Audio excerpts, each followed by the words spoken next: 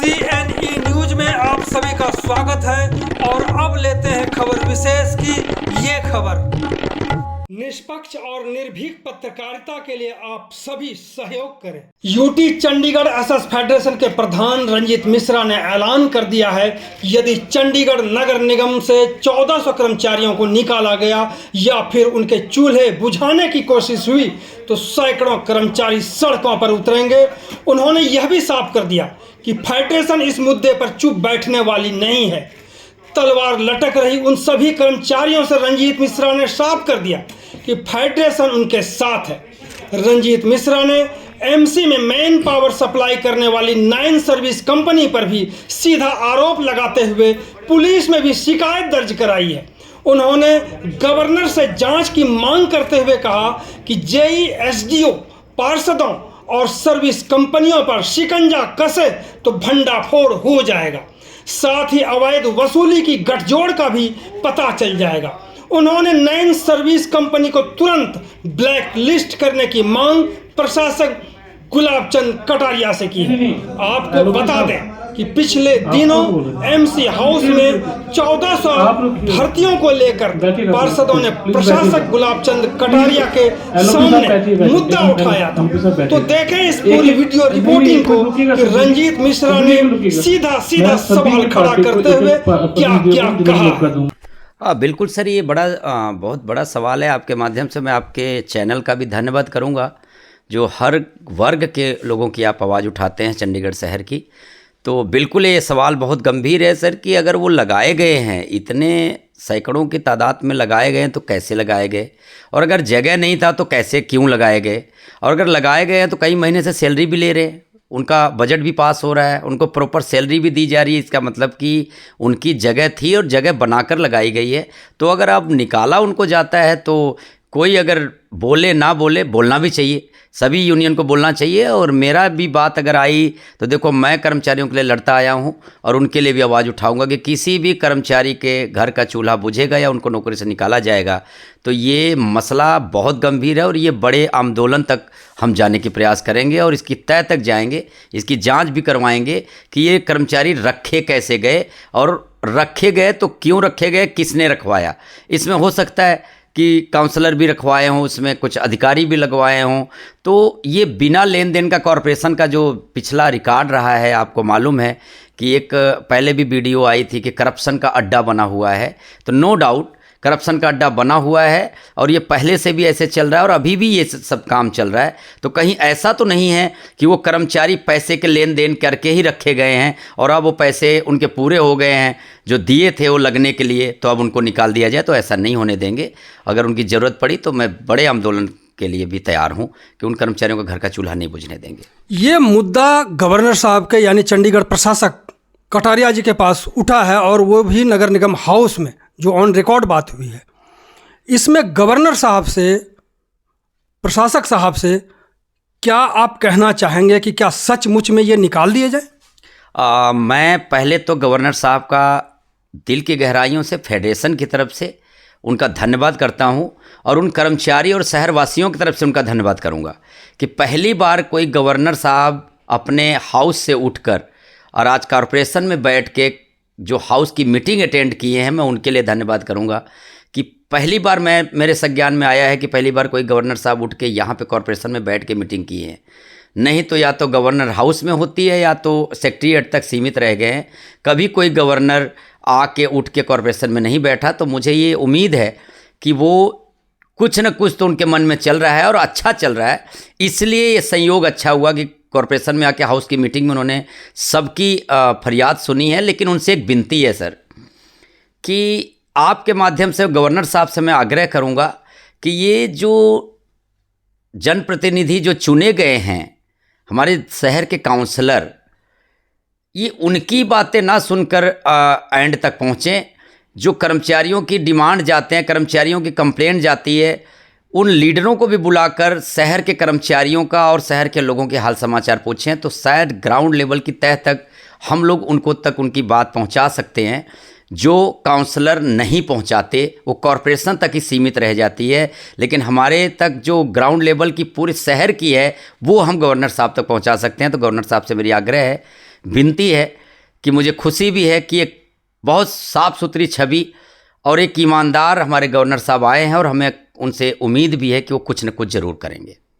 जिस तरह से 1400 कर्मचारियों को कहा गया है कि ये लगाए गए हैं और कैसे लगाए हैं वो तो आप समझ ही चुके हैं, अगर इनको निकाल दिया जाए तो फिर यूटी चंडीगढ़ एसएस फेडरेशन का स्टैंड क्या होगा? बिल्कुल सर, वो 1400 कर्मचारियों का एक मसला नहीं है। अगर 1400 कर्मचारी बहुत बड़ी तादाद है और मुझे लगता है कि 1400 कर्मचारियों के पीछे अगर उनके एक माँ बाप या पत्नी या बच्चे अगर जोड़ लें तो कई हज़ारों में तादाद हो जाएगी और ये उनके पेट पे लात मारने की बात हो जाएगी, ना कि 14 पे।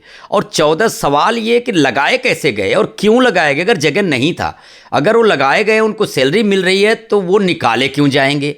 ये बड़ा सवाल है। इसको तो जांच करवाना चाहिए गवर्नर साहब को और जो भी दोषी पाया जाए उनके ऊपर कार्रवाई हो। और जहाँ पे अभी कार्यरत हैं, अभी काम कर रहे हैं, जिस सैलरी से उनके पूरे परिवार का गुजारा चल रहा है, तो मुझे नहीं लगता कि इतना बड़ा एक्शन होगा। और हमें तो आशंका भी है कि मुझे ये बहुत बड़ा तादाद लग रहा है 1400, तो मुझे तो डाउट है कि कुछ अगर जांच होगा तो ये पता भी चलेगा, खुल के भी सामने आएगा कि कुछ कर्मचारी तो बिना ड्यूटी किए सैलरी निकल रही होगी। 1400 कर्मचारी मुझे नहीं लगता कि जल्दी लगाए गए हैं, क्योंकि मेरे पास रिकॉर्ड है, मेरे पास कई यूनियन हैं, ऐसा तो किसी डिपार्टमेंट में लगा नहीं कि एक्स्ट्रा बंदे लगे हैं।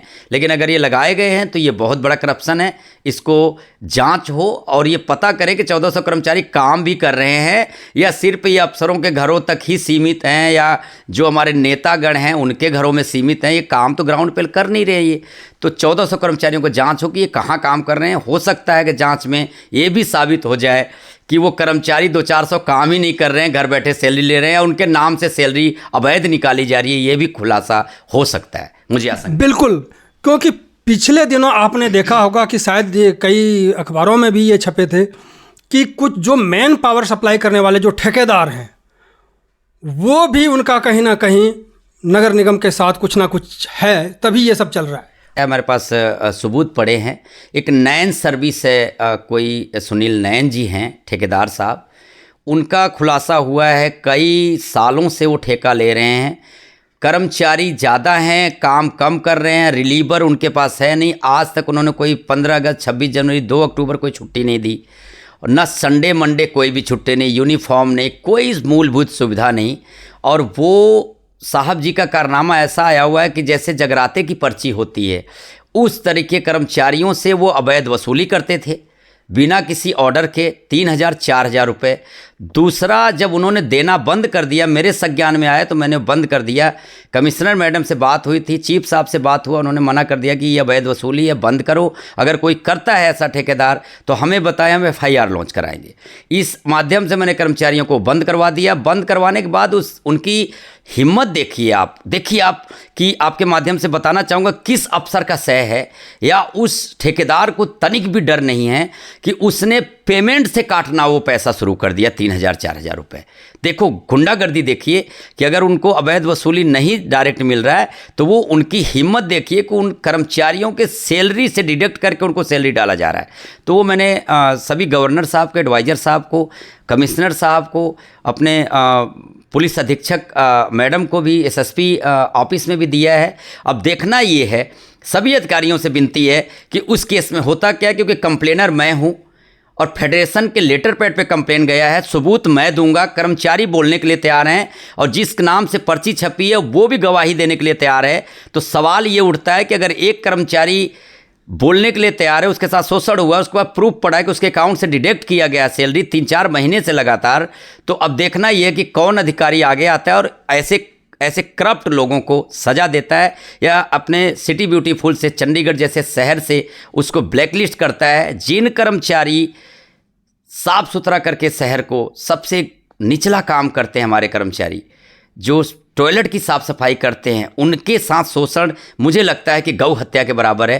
तो ऐसे ठेकेदार के ऊपर एक्शन लेना चाहिए प्रशासन को और इसको ब्लैकलिस्ट करना चाहिए और अगर ये कानूनन गलत पाया जाए तो इसको अंदर भी करना चाहिए। मेरी यही कामना है सभी अधिकारियों से कि नैन सर्विस को ब्लैकलिस्ट करें और इसके ठेकेदार को अंदर कराते हुए इसके ऊपर एक्शन लें और जो कर्मचारियों का पैसा वसूली हुआ है वो अवैध वसूली उनको वापस दिलवा जाए। से बताऊंगा, अगर मैं खुलासा सारा कुछ कर दूंगा तो कई लोगों को तकलीफ हो जाएगी। ये जो ठेकेदार करप्शन कर रहे हैं वो आज से नहीं कर रहे हैं, इसमें पूरी मिलीभगत कॉरपोरेशन के अकाउंट्स ब्रांच के अधिकारियों का है, जेईएसडीओ का है जो खुलेआम उनके साथ मिले हुए हैं, और कुछ काउंसलर भी हमारे चुनिंदा हैं जो मैं नाम नहीं लेना चाहूँगा, लेकिन आपके माध्यम से बता दूं उन काउंसलरों का मेरे पास रिकॉर्ड है कि कर्मचारियों से ठेकेदारों की तो अवैध वसूली अलग जाती है, 1800 2,000 रुपये काउंसलरों के नाम पे वसूली की जाती है। तो मैं ज़रूरत पड़ेगी तो उनका नाम भी लूँगा और कर्मचारी भी खड़ा करूँगा कि किसके नाम पे, किस काउंसलर के नाम पे अवैध वसूली हो रही है। तो ये कहीं ना कहीं जो ठेकेदारों को हम दोष देते हैं, करप्शन ठेकेदार तो कर रहे हैं लेकिन करप्शन करवाने वाले नहीं पकड़े जा रहे हैं। अब आप एक सिंपल सी बात बता रहा हूँ सर, जैसे मैं कहीं लगा हूँ, मेरा कहीं जहाँ पे ड्यूटी कर रहा हूँ वहाँ का वेरीफाई जेई करता है या एसडीओ करता है, जिसके साइन पे बिल पास होता है, और अकाउंट्स ब्रांच में तभी बिल जाता है और तभी पास होता है कि जब वो कर्मचारी काम करता है, उसकी पूरी महीने की हाजिरी लगती है। लेकिन यहाँ ऐसे ऐसे करप्शन हैं कि ना अकाउंट्स ब्रांच चेक करता है, ना जेई चेक करता है, ना एसडीओ चेक करता है, सब पता है, सब कमीशन जाता है। ठेकेदारों के यहाँ 20 बंदों का अगर ठेका है तो आज तक ये क्लियर नहीं कि वो 20 बंदे का एग्रीमेंट में ठेका है। वो 10 बंदे काम कर रहे हैं, 10 बंदे के पैसे वो गमन हो रहा है। जेई खुलेआम उससे कमीशन लेकर साइन करता है, 20 बंदों की वेरीफाई करके भेजता है और अकाउंट्स ब्रांच में जाके वहाँ से पैसे निकलता है। तो ये मैं नहीं कह सकता कि अकेले ठेकेदार अगर करप्शन कर रहा है, इसमें सब मिले हुए हैं। और ठेकेदारों का ऐसा हालत है कि कहीं न कहीं जब उनके ऊपर दबाव बनाओ तो कहीं काउंसलर से, किसी नेता से, किसी अफसर से फ़ोन करा के दबाने की कोशिश की जाती है। वो मैं ज़रूरत पड़ेगा तो मैं खुलासा भी करूँगा, लेकिन ये कहीं न कहीं ठेकेदार ही नहीं, इनके साथ जेईएसडीओ और कुछ काउंसलर भी इनके साथ मिले हुए हैं। हो सकता है कि आप सही कह रहे हैं, लेकिन दूसरी बात कि आपने कुछ ठेकेदारों के खिलाफ थाने में, प्रधानमंत्री को और भी कहाँ शिकायत भेजी है, वो क्या मसला है? सर वो एक अभी शिकायत गई है, उसकी इंक्वायरी मैं कामना करूंगा गवर्नर साहब से भी। वो गवर्नर साहब के पास भी किया है, एडवाइज़र साहब के पास भी किया है, कमिश्नर साहब अभी नए आए हैं और हमारे चीफ साहब भी नए आए हैं। तो मुझे तो देखो भरोसा है नहीं। मैं आपके माध्यम से बता दूं कि ये कई सालों से मैं देख रहा हूं कि कितने कमिश्नर साहब आए और चले गए, कितने गवर्नर साहब आए और चले गए, लेकिन 10% भी करप्शन चंडीगढ़ का नहीं दूर हो पाया। कर्मचारियों का शोषण होता आया है और होता आ रहा है, अभी तक बंद नहीं हुआ। लेकिन हो सकता है कि अगर ये 3 लोग जो नए आए हैं, हमारे गवर्नर साहब, कमिश्नर साहब और चीफ साहब, होम सेक्रेटरी भी नए हैं, होम सेक्रेटरी साहब राठ साहब भी नए आए हैं, तो मैं सभी से कामना करूंगा कि जो शिकायतें जाती है कर्मचारियों का या यूनियन संगठन का, उस पर अगर गौर करें तो मुझे लगता है कि 50% करप्शन दूर हो सकता है। लेकिन वो कंप्लेंट जो जाती है उसको किस डस्टबिन में डाल दिया जाता है, उस पर कोई सुनवाई नहीं की जाती है, ये बड़ी हैरान कर देने वाली बात है। और अगर हम लोग मिलने का भी टाइम मांगते हैं तो वो टाइम नहीं दिया जाता कि हमारी जो कर्मचारियों की फरियाद है वो अफसरों तक पहुंच सके। और मैं आपके माध्यम से ये बताना चाहूँगा, जो मैंने डीपली कई सालों से देखा है कि कहीं न कहीं हमारे अधिकारी काम करना चाहते हैं, जो भी हरियाणा, पंजाब, सेंटर से जो हमारे अधिकारी आते हैं काम करना चाहते हैं, लेकिन कहीं न कहीं उनके जो पीए बैठे हैं वो उनको गुमराह करते हैं। जो भी कहीं न कहीं मुझे लगता है कि ये कहीं न कहीं हिस्सा जो हमारे पीए हैं इनका भी कहीं न कहीं, क्योंकि इनकी भी ऐसे जगह पे बैठे हैं, इनका मैंने देखा हुआ है कि अफसर तो कम लेकिन पीए की ज़्यादा चलती है। कहीं भी किसी अधिकारी को फ़ोन करना है तो पीए ही फ़ोन करता है, किसी को नौकरी लगवाना है तो पीए ही फ़ोन करता है, किसी की शिकायत है तो पीए ही हैंडल करता है। तो वो कहीं ना कहीं एक पीए का बड़ा रोल है जो अधिकारियों तक वो बातें पहुंचने नहीं देते हैं, जिसकी वजह से कि शहर का कुछ करप्शन दूर हो, जो करप्ट लोग हैं वो पकड़े जाएं। वो कहीं ना कहीं पीए से मिलकर अपने केस को दबवा देते हैं। और मेरे तो कई कंप्लेंट गए हैं लेकिन किसी पे कोई सुनवाई नहीं। जेईएसडीओ और पीए और ठेकेदार और कुछ काउंसलर मिलकर सब मनमानी चल रही है, चंडीगढ़ का गड़बड़ झाला चल रहा है। तो मैं उम्मीद करूंगा गवर्नर साहब से, चीफ साहब से और अपने कमिश्नर साहब से, अपने जो होम सेक्रेटरी साहब हैं, जो हमारे एडवाइज़र साहब हैं, ये लोग बड़े साफ़ सुथरी छवि के इंसान हैं और अच्छे लोग हैं। इनका मैंने देखा, कार्यशैली देखा, बहुत अच्छा लगा मुझे कामना है, उम्मीद है कि कार्यशैली तो तब पता चले जब आपकी शिकायत पर बात हो। दूसरी बात, हमें पता चला कि जो 1400 कर्मचारियों को निकालने की बात या उस पर जांच होने की बात या अलग से लगाया गया, इसको लेकर के एक फेडरेशन मीटिंग बुलाने जा रही है। क्या ये सच में इस पर कोई चर्चा होने वाली है क्या? बिल्कुल, मैं जल्दी ही मीटिंग बुलाने वाला हूं और इस मीटिंग में यही हमने मीटिंग में बुलाकर अपने कर्मचारियों से, अपने जो पदाधिकारी हैं, हम ये निर्णय लेंगे कि अगर इस तरीके कॉरपोरेशन में बहुत सालों से मैं करप्शन देख रहा हूँ, वो बंद होने का नाम नहीं ले रहा है। अगर इतने लोगों के पेट पे लात मारा जाएगा, जैसे कि मुझे तकलीफ इस चीज़ की है, अभी आपने देखा होगा सर कि आपके माध्यम से कई वीडियो वायरल हुई है, स्कूल में इतना बड़ा करप्शन हुआ कि एक बाहर से बंदा 5वीं फेल है, वो बंदा राजीव नाम का, और चंदा ठाकुर नाम की लेडीज़, 2 लेडीज़ों ने कई करोड़ों का घोटाला स्कूलों में नौकरी के नाम पे कर लिया। स्कूल में हमारे काम कर रहे हैं, हमारे डीपीआई साहब को पता नहीं है। हमारे जो एक पोर्टल बना हुआ है, समाधान पोर्टल, कौन सा पोर्टल बनाया हुआ जिसमें चैरिटेबल जो लोग हैं, जो काम करने वाले लोग हैं, वो उसमें एंट्री हैं, जहाँ भी ज़रूरत पड़ती है वो सेवा करते हैं ऐसे संस्था में, जैसे स्कूल हो गया, कॉलेज हो गया। लेकिन उसमें पोर्टल में वो ऐड है और उसका पता नहीं है अधिकारियों को हमारे, और वो कई करोड़ गरीबों को लूट के लेके चला गया, 4-5 करोड़ का घोटाला करके गया। उसके 1 महीने बाद ही 700 लेडीज़ों को लूट लिया गया कॉरपोरेशन में। पार्कों में काम के नाम पे सफाई कर्मचारियों को उसने भर्ती किया और 6 महीने से वो काम कर रहा था। JESDO या और भी लोग अधिकारी मिले हो सकते हैं, उसमें काम करवा रहे थे। क्या जिस पार्क में 1-2 बंदे नहीं लगते, वहाँ 20-20, 100-100 बंदे लग के काम कर रहे हैं? कहाँ हैं हमारे अफसर, और कहाँ ये लोग हैं जो साफ़ सफाई करवा रहे थे? 700 लोगों को जो लूटा गया, और बहुत बड़ा वो 7-8 करोड़ का करप्शन हुआ, वो भी अंदर है, वो भी विचाराधीन है। लेकिन अब सवाल ये उठता है कि वो ठेकेदार करप्ट था, वो ठेकेदार ठेका नहीं लिया था, वो एक फर्जीवाड़ा था। लेकिन यहाँ कौन सा फर्जीवाड़ा है? यहाँ तो 1400 कर्मचारी काम कर रहे हैं, उनको सैलरी मिल रही है। किस ठेके के थ्रू मिल रही है, ये तो जांच में ही पता लग सकता है कि आखिर ये हो क्या रहा है। और अगर ऐसा हुआ तो मैं चुप नहीं बैठूंगा, इसीलिए मीटिंग बुला रखा है। इसमें कोई ठोस कदम उठाएंगे और 1400 कर्मचारियों को लेकर कॉरपोरेशन के बाहर बैठेंगे जब तक कि निवारण या इसमें जो सम्मिलित लोग हैं उनके ऊपर कार्रवाई नहीं हो जाती, तब तक वहाँ धरने से हम बिल्कुल भी नहीं उठनेंगे।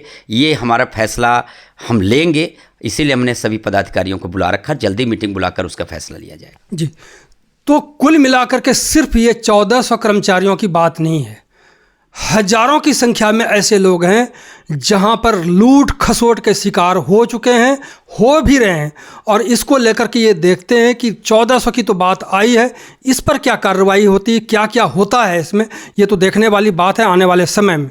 CNE न्यूज़ के साथ बने रहने के लिए आप सभी का बहुत बहुत धन्यवाद।